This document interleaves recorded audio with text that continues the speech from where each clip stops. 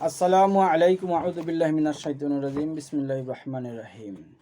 We are say Alhamdulillah because we prayed 5 times in our day. We will be able to prostrate to Allah. Alhamdulillah, say Alhamdulillah. That day inshallah will be able to perform sajda in front of our Lord. But then people, those who didn't offer sajda, their backbone will be very tight. Allah will make their spinal cord like an iron cord. They cannot even bend their backbone. They won't be capable. They will not be capable to perform sajda. That Allah says, Yawma yakshafu an shakiyu wa yad'una ila sujudi fal yastatiyun.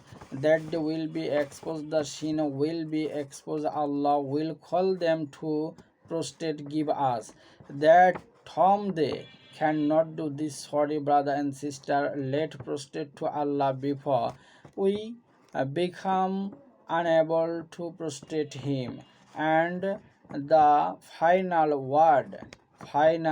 and most important, dear brothers and sisters, sajda increase our attachment with our Lord. Prostration sajda increase our relationship to our Lord. So do we need a good relationship with Allah? Yes or no?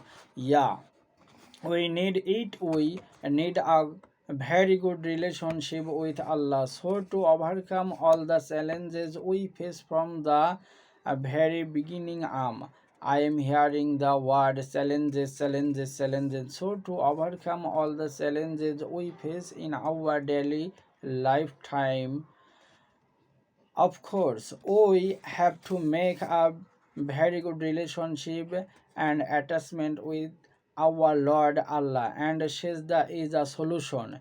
It is secret formula. Yeah, this is the time to interact with Allah, private conversation with Allah.